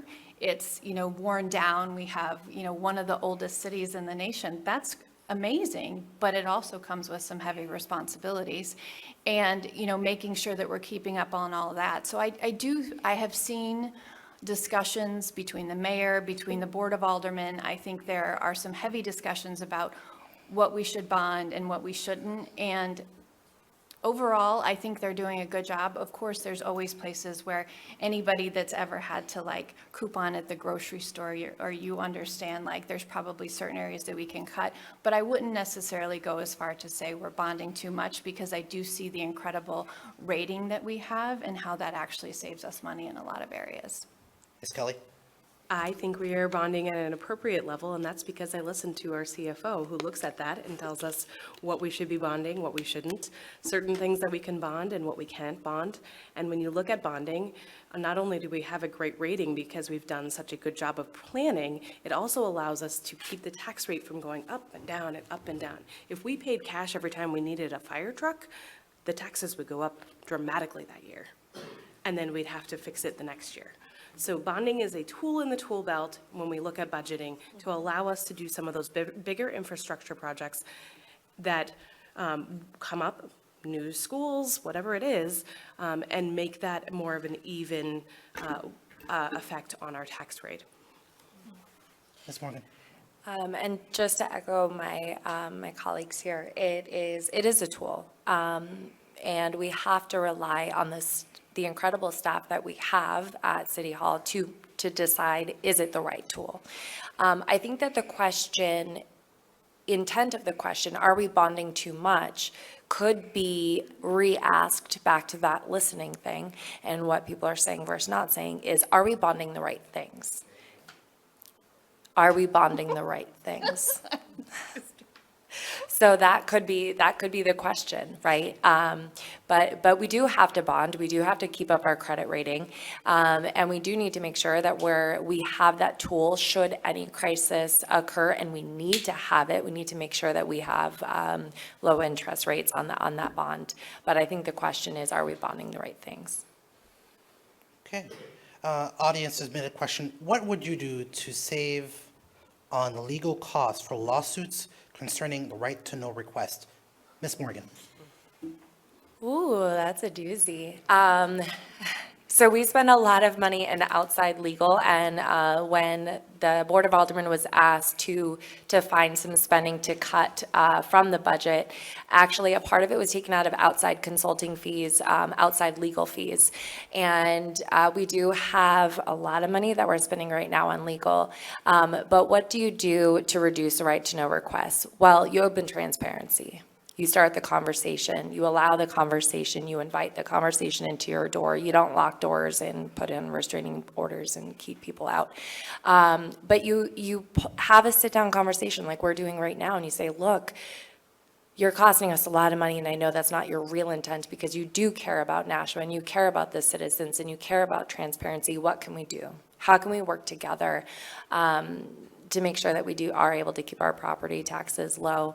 And it's really just communication and being willing to listen and willing to be wrong, really. And also to be willing to say, hey, we made a mistake, sorry, can we move forward together? Ms. Kelly? I think that the right to know is very, it's very bureaucratic, right? It's how we do things, and we got to put things in an appropriate way. And the way that I lead and the way that I have been as an alderman is how do we come up with a solution that maybe isn't, a 10-page right to know? What do you need? What do you need? Is there something that you're looking for? Can I find that for you? Great. Does it need to go through all those levels and all of that combativeness for you to get it? I don't think so. So I think that's one piece, and I do think, it's been said that, our city committees have duplication, or our city departments have duplication. Our legal department is tiny. For a city as big as we are, we have 4, I believe, lawyers. So could we look at having an additional on-staff lawyer to help with the burden of outside costs? Ms. Greb? So I think that this, and I know that this is not unique to Nashua, it feels like it because we see a concentration of it here, but we have had legislation even at the State House because a lot of cities are dealing with this right to know. And I think, what this boils down to really is that communications piece and investing in communication, how we're communicating with people. If somebody feels the need to sue the city because they're not getting what they need, we need to sit down and have that conversation. I think we're missing that. It's back to what I talked about before when you're talking to somebody who disagrees with you. There is something there, and we have to be able to have those conversations. I think too often we want to say, oh, that person's just causing trouble, or, there's nothing there. But there's something there. They're looking for something. So let's understand more about what, and it's a lot of what my colleagues have said, but let's look at what's happening there, because obviously there's something, and we do want to save taxpayers money. I mean, we're talking, many, many zeros now of money that it's costing the taxpayers. But I think we could head some of that off by communicating better. I think some of it's hard because we don't have a newspaper anymore. When we had the possible asphalt plant happening, nobody knew, the whole neighborhood, nobody knew about this asphalt plant, that it could be coming. And had Joanne St. John not told me, I wouldn't have known. So, there are communication pieces that we're missing. And I think as a city, if we invest more in communication, we're going to see some of this right to know back off. But also we need elected officials who are willing to sit down and have hard conversations and say, what is it that you're missing and how can we fix this for you? Mr. Gouveia? Thank you. This is a great question, and it's something that's costing the city a lot of money. And this is a funny analogy, I'm going to say, but I truly believe every problem can be solved over a cup of coffee. The joke there is I don't drink coffee, maybe a cup of hot chocolate, but everything can be solved with a conversation. And I think what happened here and what happens in Nashua and what happens everywhere is you start getting egos in the way, and it starts, we're going to dig our heels and I'm not giving you information, I'm giving you information. And that's not productive for anybody. I work in an organization where we file right to know requests against municipalities all across New Hampshire very frequently. A lot of the times we get the information like that, not a problem. Other times we end up having to do litigation over it. It's the nature of the beast. I just feel that people need to take a deep breath. We are public government. Our job is to be open, honest, and transparent. If you have a question, come to me and ask, and we should be able to get that done without filing a piece of paperwork, waiting 5 to 7 days, getting an extension filed, and so on and so on. Don't get me wrong, I think there's times where you probably need an extension. Some right-to-know requests are very lengthy, and do take that time. I do not envy Gary, our right-to-know coordinator in the city. That guy has a very rough job balancing a bunch of right-to-knows, and that's how big it is we have a position in the city that handles these right-to-know requests, and that's his full-time job, is just making sure that Nashua is open and honest. And that's at times, I think, where we go wrong, because we still have issues with right to know and we are paying somebody.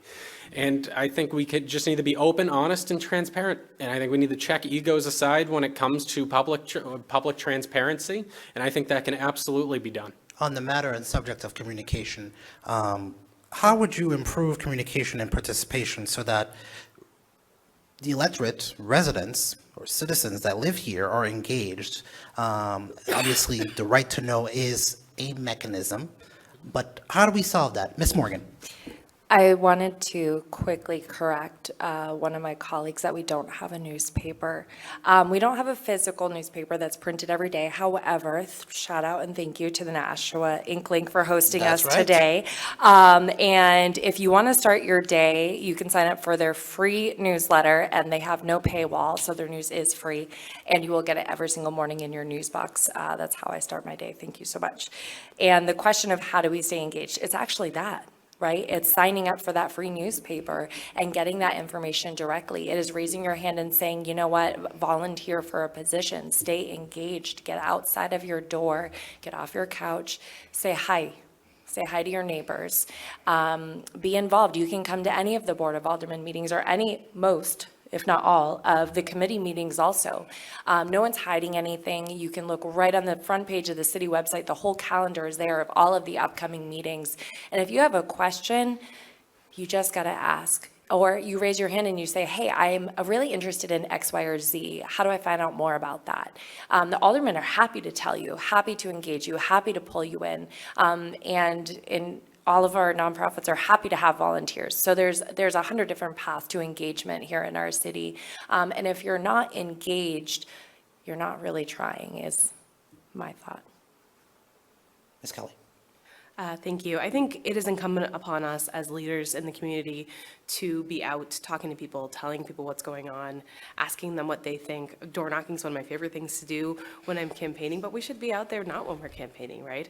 You get real conversations with people about what matters to them, and you can tell them what's going on in the city. I think that is a critical piece, as 15 of us can go out into the community and say, hey, this is what's happening, or tailor it to whatever you're really interested in. I also was going to say the newspaper. I think the newspapers are so important. I went to school for journalism, and I think that we've heard from so many people that losing a local paper has been so hard for them, even especially when it comes to going out to vote. I don't know who to vote for. I don't have the paper. I didn't know who was even running. So I think that is a piece that could be really important. So yeah, I think those two pieces we are incumbent upon us to make sure we're out there engaging and making sure that people know what's happening, because there's a lot happening. It's a lot. I don't even know half of it. Ms. Ware. I think part of it is, investing in improving the city website. So we're talking a lot about going to the city website or doing this. Sometimes the city website can really be behind, and that's an investment that I think there are a lot of different areas that we're doing a little bit of, but not really a lot of. And I think there's aldermen here in the room right now that have weekly emails and stuff that, that they send out this information. But then we have things like this 5-hour meeting the other night, and not everybody can get online and see that. So is there some way to summarize these meetings and tell people what's going on? I think that we haven't looked enough about effective ways of communication. And yes, we do have the Ink Link, but not everybody's online. We still have people that are analog like me that like to have something in paper and see that. Or we have people maybe that are watching our public television or listening to the radio. We have WSMN here that does a lot of different radio shows. So we have to look, it's a multi-layer process on how we effectively communicate to people, because just one way is not going to work. And just telling people, you know what, it's your responsibility to figure this out. Well, let's make sure that we at least have access to these different things so that we can get it to them, because it is complicated, like, everything else, but a lot of people have phones. Is there a text push that we can do in the city? Are there other pieces that we can have about this? If there's something important, like meetings where we're talking about an asphalt plant in a neighborhood, is there a better way to communicate that than just putting it on the city website, when we still do have a lot of people that are not necessarily there?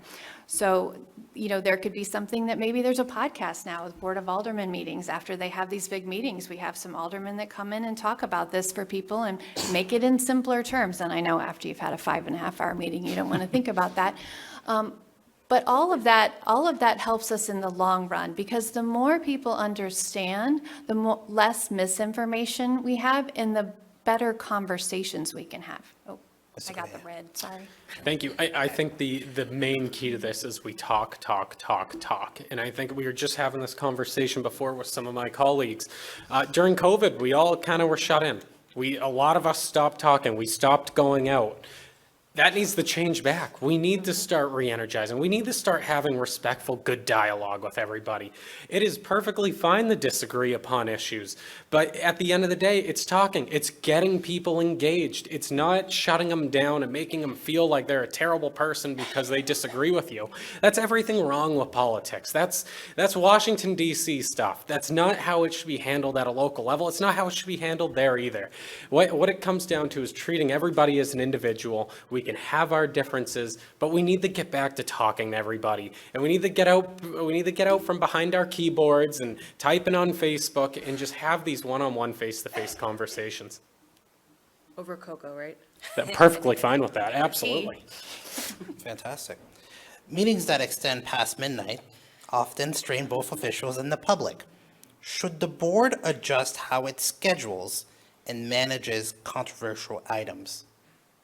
I want to go with Ms. Kelly first on Of this one. course, me. Actually, we're going to start with the standing folks that are currently, and then we'll go with the folks that are. Yeah, That's fine. Ms. Kelly. So that's a tough one because I'm not a night owl and I do, like, it's exhausting when you get towards the end of the night, but you also get energized in a meeting like that, right? My husband can attest that when I get home, it takes me about an hour to come down from our meetings. So sometimes, actually, the other night at 1 a.m., I woke him up, I was like, I gotta tell you about the meeting, I gotta tell you about the meeting. And he was not pleased. But what I struggle with this is that I never want to shut down public comment, and that is one of the things we looked at, is like, do we, limit how much public comment that we have so that we can get to the business of our meetings? We did put a limit on how long people could speak, and that was, one of the compromises that we came to, so that people have to come a bit prepared so they can say what they need to say. But I struggle with the idea of just saying, oh, we're going to stop. There's also momentum that happens when you're having a meeting and you're getting this information. If we stop and then start again, I think that could lose some of that momentum. So while I don't love being at City Hall at 1 a.m., I think the current process works really well. And I think it's important for us, if people are willing to come out and talk to us for that long about something they're passionate about, then we should be there listening. Mr. Gouveia? Yeah, and I agree with a lot what was said. I think the process we have right now works. We start our meetings at 7:30, so anybody who works that 9 to 5 can come down and have their time in public comment. And I think that's the most important part of what we do as aldermen in these meetings, is everybody's public comment period. Yeah, some of these meetings go late, and we just had one, and I'm the same way. I walk out of that meeting, and it's a good hour and a half before I can actually think about falling asleep. And I think we're hitting the nail on the head with saying, well, we have good momentum. We had, to go back to our meeting we just had on Tuesday night, that was a pretty light agenda. These were really the only big pieces of legislation we were debating. And in there is we started gaining momentum. There was motions to re-refer it back to a committee, which would have pushed it to another night. And a majority of the board said, no, we're here. We have the stakeholders here. I think we can iron it out. And I think with the amendments we had there, we're like on that 1 yard line. Let's just get it through 1 yard and score the touchdown. So I do feel it could be very counterproductive at times, the cutoff meeting, especially at timestamps, because you could be in the middle of a very important conversation and you're just about to close that deal, and then you're kind of stopping that good dialogue. So I wouldn't be in favor of changing anything. I understand there's some late nights, but that's what we signed up for, and I feel it's the correct way to get business done. Ms. Gregg? Yeah, I've watched a lot of the meetings, and if I haven't been watching online, I've been there, and as uncomfortable as those benches are, I do think that they handle it responsibly. I think that the scheduling as well. I think it's important not only that the people that are there get to have their moment to talk because they, came for whatever reason that they feel passionate about, but also that the elected officials around the horseshoe have their time to talk too, because it's not just about them talking. They're there representing all of their constituents. So sometimes it's going to go late. We have that at the State House too. Sometimes we're going to be in there. It's just part of the gig, and I think it's fine. I mean, we're all willing to serve people, and sometimes it takes a little longer than others. Ms. Morgan? Yeah, nothing really substantial to add to that. This is what we came here to do. This is what we came here to serve. But I would be remiss if I didn't share a question I've gotten actually often by some constituents. And I was asked again last night after watching that 5-hour meeting. Ashley said to me, what's interesting is that our public has a time limit that they can speak, but our representatives don't. And I thought that was an interesting question. I don't have an opinion one way or the other, but it does force you to be concise. As we are expecting of our constituents, we might want to think about doing that ourselves. Follow-up question to all of you, would you consider shifting the start of the meeting to 6:30 or 6 o'clock? No. Ms. Morgan? Ms. Oh, sorry, Morgan? sorry. You said you started with the I electeds, I'm went, sorry. we're going to go that way. As much as I would love to have like a noon, No, no, yeah, no, that not would be noon. great. We'd all be home at latest to sit down and have dinner. But the 7:30 works, right? The 7:30 works because it does give people the opportunity to get home from work, whether they live here, assuming they work a 9 to 5 or are commuting. It gives the representatives the chance to have dinner with their families or finish their own work because everybody has a job, and also to have the meeting. While I don't like the 7:30 start time, I think it's pretty effective. Ms. Kelly, your turn. I already answered, but yeah, I think the 7:30 works. And actually, legislation was put in to move it earlier, and it failed because we have built the way that we are able to serve in Nashua around that. And it is very doable to have a full-time job or run out your own business, as many of the people at this table, and still be a public servant because they are in the evenings, and I can still pick up my kids and get them to dance and have dinner and then get to a meeting. So I think that the way we have it now makes a whole lot of sense. Ms. Gregg? I agree. I mean, this isn't a huge discussion here just because I believe this works. The way that our government is set up in New Hampshire, we have a lot of elected officials. And I think it's like probably a very minute percentage of a percentage point that actually make a livable wage. So people are working. They have other things that they're doing in the world before they have to go in and serve. And I think it's actually a great time. We can, even though it does get dark really early now, but the work of the day is done in that family, and then we have time to just dedicate to that, and people can be present. Mr. Gouveia? Thank you. No, what we have works right now. It's a good time. I feel we get more people coming to a 7:30 meeting than we would if we were to move it to 6. It allows you to have that little bit of buffer time between getting out of work and getting to a meeting. And I think it encourages a little bit more public input. So I'm in favor with keeping it at 7:30. To each of you, would you consider some sort of code of conduct to limit alderman remarks to a specific time because y'all talk too much? Ms. Gregg? Well, I might talk a lot. I think no, for a reason that I already stated. When we have people come in that are representing, themselves in their own neighborhood, they have a limited amount of time. But the elected officials are actually there representing thousands of people. So they do have a little bit longer. They have that leeway, and sometimes it's very important. And also, these are discussions. A lot of times you're seeing the discussion happening. So, one person might say one thing, and then you've thought of another thing because it brings it up. And that's actually what we're elected to do, to represent the people and have these conversations to find the best solutions. And I think saying, you know what, we're going to limit you at like 5 minutes, you're going to miss a lot of opportunity to find some solutions. Ms. Morgan? I disagree. I think that we can get a lot said in 5 minutes. Maybe it's not 3 minutes, maybe it's not exactly the same, but the 5 minutes, you're still able to have a conversation. What it means is you're being more concise, you're being more precise with your words. We're not talking about our weekend plans, not that the two sitting aldermen up here do, but it means you're not on a soapbox. It means you're here to say what you got to say and move on. Ms. Kelly? I absolutely think that the aldermen need to have the ability to discuss the matter at hand. It's our meeting to hear from the public, look at what's there. We come in having done our homework, but to, previous comments, when you're in that discussion, things come up, questions come up, and we have to be able to do that work. While sometimes people are repetitive in their comments, I think that's part of the gig as well. We're there, we have to do all of our discussions in front of you guys on TV so you know exactly what's being talked about. That's part of the transparency of it.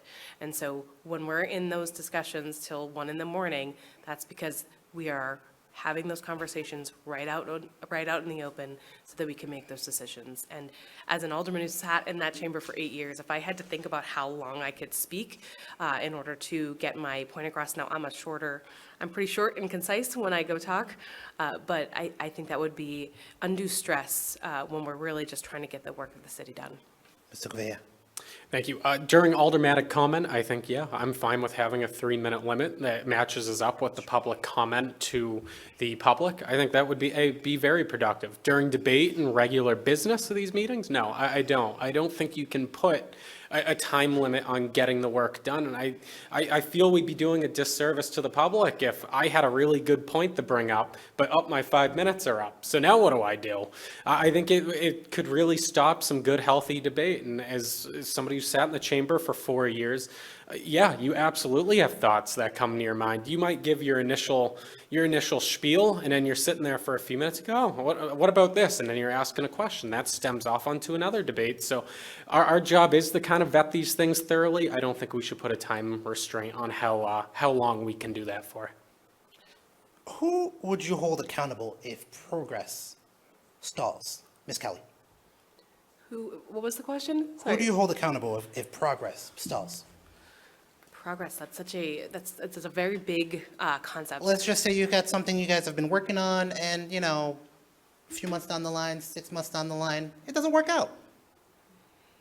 I think there's accountability for a lot of people, right? So if we as aldermen are sitting there and something hasn't come back to our desk, it's on us to ask why it's still on the table or what's happening, do our homework especially. But I also think it's just as important for the public to keep us accountable. If there's something that you're unsure about or thought, wow, why hasn't this been fixed?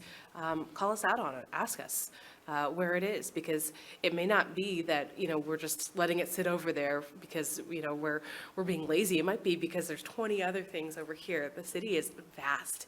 The amount of work that happens in the city every day blows my mind. It's one of my favorite things about being an alderman, seeing how intricate our departments are, how well they work together, and there's so many things going on. So ultimately, if progress is stalled, I like to think of it as not necessarily there's anything nefarious going on, but that, there's probably 20 other things over here that we're trying to, to block and tackle. Ms. Morgan. So I actually had this question yesterday when I was meeting with some neighbors talking about the tannery that is going to actually break ground next month. And they said, if the developer doesn't do what they said they were going to do, who holds them accountable? And the simple answer is us. We do. However, we don't, as at large, we don't live in every single neighborhood. We don't see every single project. And so we ask for help. We ask you to hold us accountable and hold our feet to the fire and let us know when you're not seeing that progress that should be happening or the developer not making the promises that they said. So the short answer is we do. Mr. Gouveia. Thank you. And I think the short answer here is if progress stalls, we all fail. From the mayor down, we are a team at City Hall. Yeah, we're the Board of Aldermen. We're the Board of Directors, for lack of better terms. Our job's to make sure everybody's held accountable. We're elected into this position so we can go up to a director and say, what's happening? Why aren't you doing your job? What's wrong here? We can't, the only people who can fire us is you. That's it. Our job is to hold these people accountable. And if we stop progress and you guys don't like it, well, that's our job to hold them accountable. We all fail as a city if we stop becoming productive. So in my opinion, it's a everybody problem at the city. Ms. Gregg. Well, I think the first person I would look at, because progress, it could be progress on any number of things. It could be a small thing. I think the first place I'm going to look is always going to be in the mirror. Is there anything that I did that either stopped conversations or that maybe we didn't look at enough, I didn't ask enough questions? And then from that, I'm going to look at what progress exactly was stalled. And I think we should be looking at postmortems. Like whenever we've had either a success or a failure, we should be, meeting together and saying, okay, what went right? What went wrong? And how can we build off of that? Because progress stopping is not always a bad thing. Sometimes that's a good thing to stop, reset, look and say, maybe it wasn't the right thing. Maybe we were headed down the wrong path. So part of that communication is that postmortem and saying, this is where we went right, this is where we went wrong, and this is how we move from here. And being open with the public about that. This is why, this stalled, or this is why this didn't work. I think that would save us a lot of headaches. This is a question from the audience. Budget is too high. What would you cut? Ms. Morgan, you're up. That's a great and loaded question. There's Wasn't me, probably for the record, it wasn't me.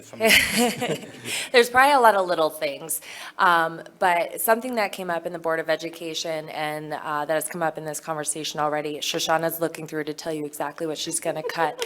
It's highlighted. I can see it, but it is really we got to look at maybe some different solutions, specifically with our bus contract. It went up $1.8 million this year. And when I say bus contract, that is for student, that's getting our kids to and from school, whether it is the commitment to get them to the charter school that they elected to go to, or it is to our public schools.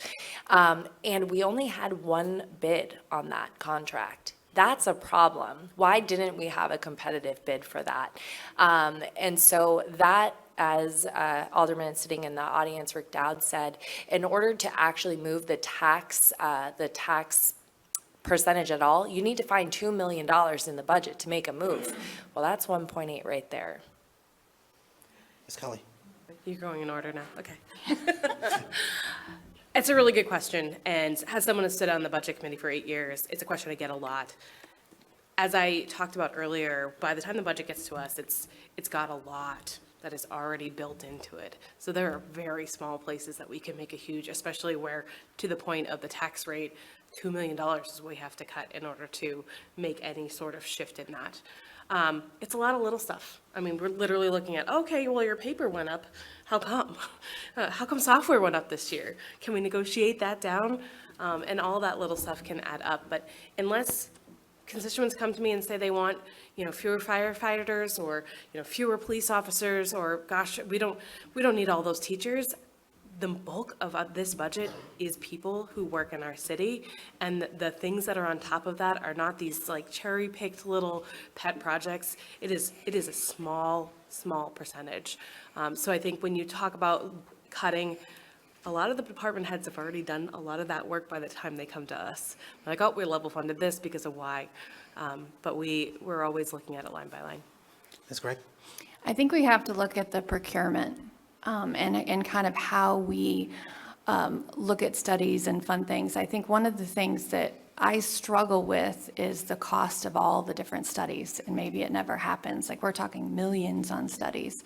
$750,000 just to look at, and that's a low number, what we're going to do with the Keefe and stuff. Is there a way that we can streamline some of these things and not spend so much money looking at possibilities? We're at a time where I think the city, the budget is very, very tight. And I often say that it's like Bob Cratchit, cutting peas, for a full dinner. There are so many things that we do really, really well on. But when I continue to hear things about these studies that are just astronomical, I wonder why we're investing so much in that. While I understand there is an important piece of it, is there any way that we can dial that back a little bit? Mr. Gouveia. Thank you. Sitting on the finance committee for the city, so any big purchase that comes through us. I've always found one of the biggest jobs I have on the Board of Aldermen is to prioritize spending on capital improvement projects, whether that be something that affects your day-to-day life. And then it's to absolutely 100% obsess over the spending of the city. As a member of the Finance Committee, we go through a record of expenditures that has every transaction the city's made. We meet every 2 weeks. We have to sign off on it. We have to vote on it. It's always going through these. It's figuring out. It's asking questions. I ask questions about the record of expenditures of small expenses all the time. And you know what? 9 out of 10 times, no issue with them. But it's just the checks and balances of making sure we're not spending over what we should be. And like I said before with me, it's the attrition. It's the attrition and reorganization is how I feel we could save some money. That's not going to lower your taxes in 1 year, but I do feel over time it could get us to a much better base. Okay. You know what? I have another audience. This is from the audience. I did not write this question. Can you say one nice thing about each of your opponents? Ms. Morgan, go ahead. I'm so excited I get to go first. Can I do one on all three? Absolutely. So I'll start here. So Shoshana is one of the fiercest fighters for our constituents that you will meet. She is passionate, she is kind, she is caring, and also really creative and fun. She makes mugs sometimes, or pins, or really fun things, and is a dance mom, which I don't know how you do that, but you do. I got 2 minutes, so I'm going to use it all up. And she has 2 kids. And one of my favorite things, and one of the reasons why I wanted to run for alderman at large, was she had Miles. She called in from the hospital bed to call into the meeting. Like, that's service. Alicia is just as fierce in the State House, and is unbelievable when it comes to standing up for what is right, not what is popular, not what is easy, and will go above and beyond to be the first person that calls and says, "Hey, friend," exact phrase, "I haven't heard from you in a few days. Are you okay?"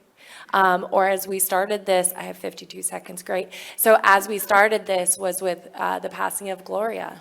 And Alicia and I spoke earlier today. She said, I called her and I said, "What do you need?"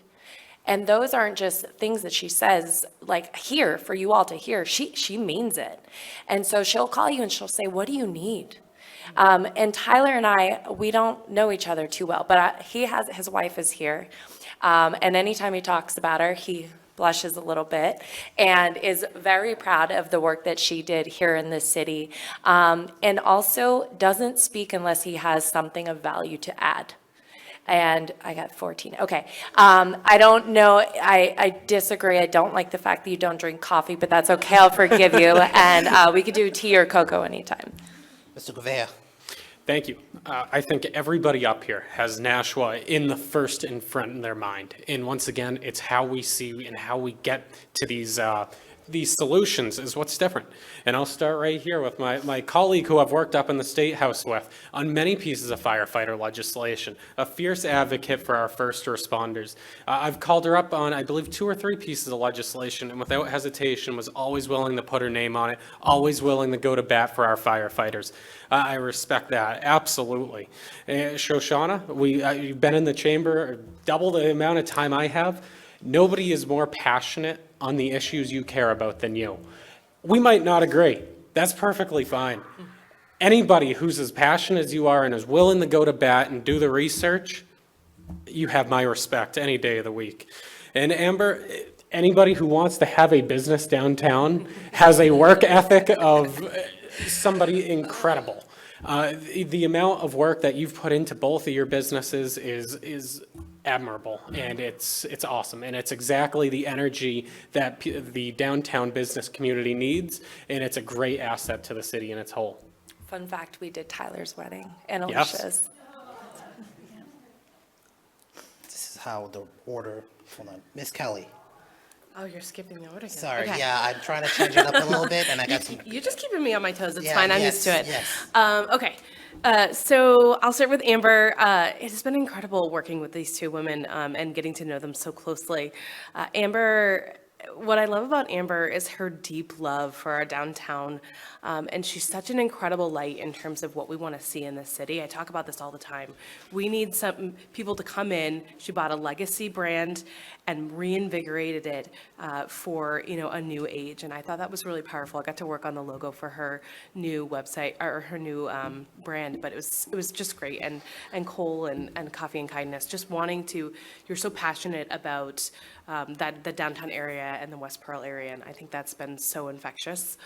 She's also loves dogs, and it's so cute. Alicia has, if we're talking about service to the community, with the Greg Show, constantly keeping people informed. I'm so emotionally intelligent. I've just been so grateful to collaborate and get to know her more. State House work has been incredible, but we didn't know each other as closely as we have been able to do in the last couple of months.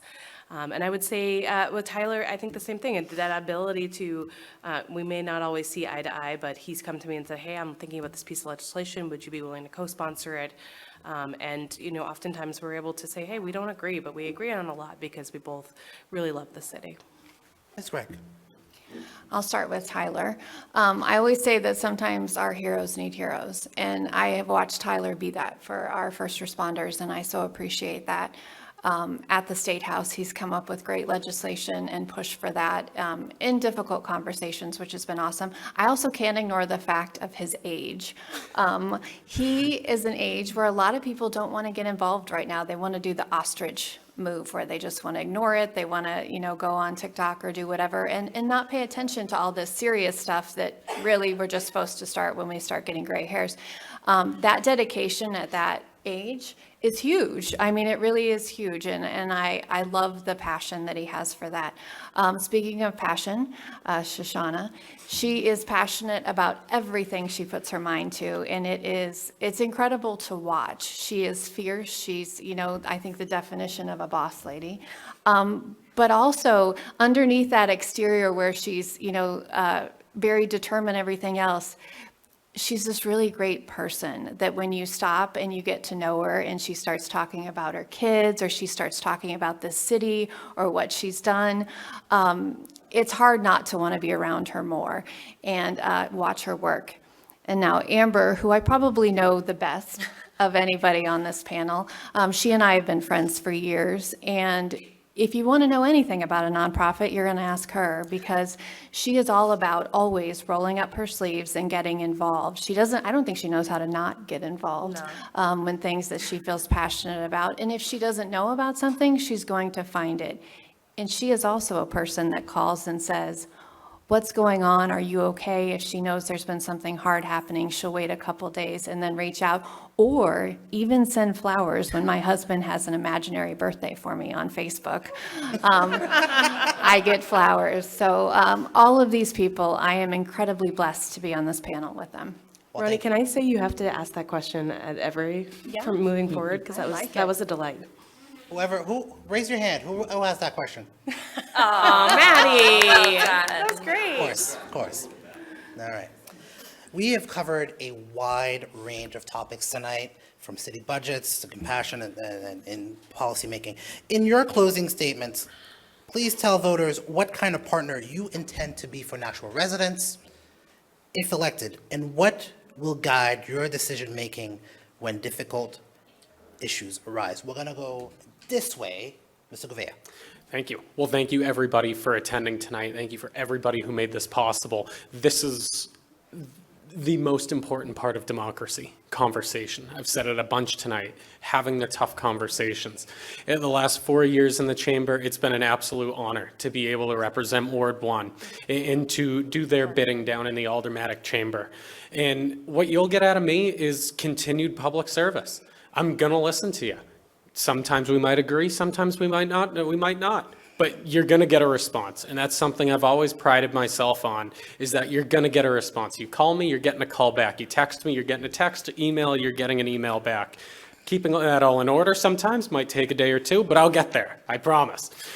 What I want to deliver is to continue doing what I've done, and that's to be open, honest, bringing everybody to the table, solving complex problems, rolling up the sleeves, and getting it done. On Tuesday, this is kind of a fun race. You get to pick 3 out of the 4. You're going to love that first one. You're going to like that second person. You're going to tolerate the third person. I'm just hoping I can make the person you tolerate. I'm Tyler Gouveia. I ask for your vote on November 4th, and we'll see you at the polls. Ms. Gregg. First of all, I want to say I hope that everybody watching, listening, and everything else votes. The most important thing you can do is have your voice and have that count, and how you do that is by voting. And so no matter who you vote for, I just hope that you vote. And that's always my baseline for every piece of service that I do for Nashua. It's not a secret that we're already in difficult times. Just stepping up to the plate and saying you want to run for office is stepping up and saying, I'm ready to go, into the difficult times for you. And that's when I decided to enter into politics, it's never been about the actual politics, it's always been about the people. That's something the Gregg family has a proud tradition of in this state and especially in this city.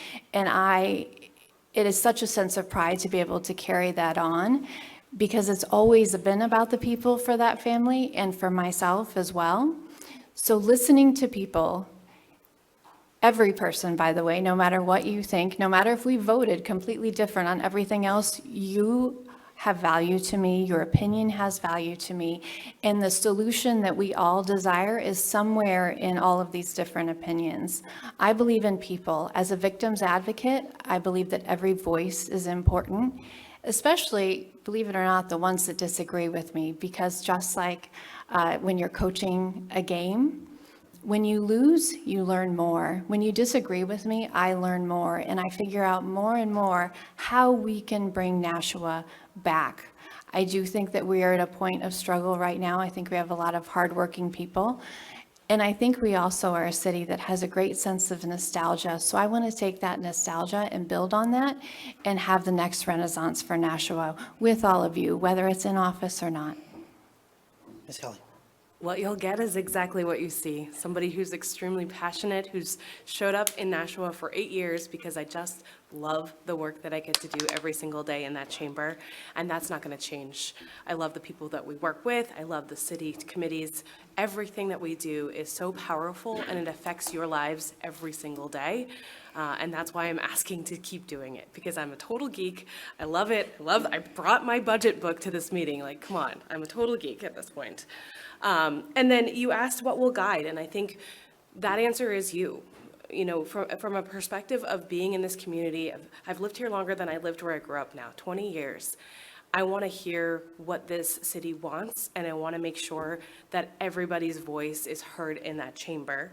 So that will always be the guiding light for me, along with heart, because that's something that I can't ever put down. I will disagree with my colleague about your votes. I really hope you love all 3 people you vote for, because I ran for office because I didn't love the leaders that were leading at the national level or whatever. I didn't love what they stood for. So I hope that you are able to pick people that you do love and that will continue to show up for you every day.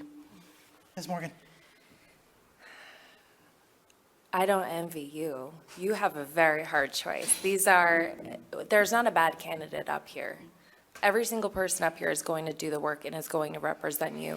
So you have a really hard choice with that first love or all 3 love. So if I earn your vote, and I really strongly hope that I do, what that means to me and the reason why I'm doing this is when I chaired Imagine Nashua, our very first meeting was during COVID. It was 2020, and it was January 6th. And what happened that day is we had calls and we said, hey, maybe we should cancel this. Should we move it? Should we bump it to another day? And my answer was no, because we show up not just when it's easy. We show up when it's hard.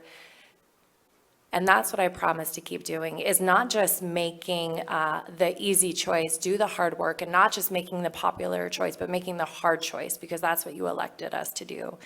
And my shining star and my North Star is my daughter. I need to make sure that I am proud of the person that I am, that I'm representing, that I'm leaving behind. When we did that master plan in 2020, some of the people that were a part of that aren't with us anymore. And we promised them, and our commitment was, we're going to take your work, we're going to roll up our sleeves, and we're going to make this the best damn city that we can. And as we had said, you know, for a lot of us, we love it. We love this city. I love this city, and I know you do too. And so I hope that to earn your vote on Tuesday, please make your plan to vote. The polls are open from 6:30 to 8. What is it? 6? Oh my gosh, you have an extra 30 minutes. So 6 to 8 p.m. Thank you. Thank you to all of our candidates, Amber Morgan, Shoshana Kelly, Alicia Gregg, and Tyler Gouveia, for sharing their ideas and giving voters a chance to hear directly from them. Thank you for stepping up to serve. This public service is a vocation, and I wish you, all 4 of you, all the best in the days to come and the future. That wraps up our Alderman at-large candidates forum, as well as the Alderman forums that we've had this month. With it, Nashua's municipal election series. Again, thank you for our candidates, and thank you for everybody in the audience and at home. And thank you to the Nashua Public Library, Nashua Community Media, and Nashua Inklink, which is local journalism. Support local journalism and support community media. They're very important. And your local public library. Don't forget, Election Day is on Tuesday, November 4th, and polls are open 6:30, not 6 a.m.? 6:30? 6 a.m. No, 6 a.m., okay, sorry, I heard 6:30 there. 6 a.m. to 7, and 8, 8 excuse me, I apologize. Nobody shows up until 6:30, we're going to know why. Okay, that's where I heard the 6:30 from. I apologize. Voting info, you can visit the city's website at nashuanh.gov. To learn more about each candidate, you could visit the Nashua Inklink Voter Guide at nashua.inklink.news. For the Nashua Public Library and Inklink and Nashua Community Media, I'm Roni Camille. Thanks so much for joining us. Wishing you the best of goodbyes. Good night.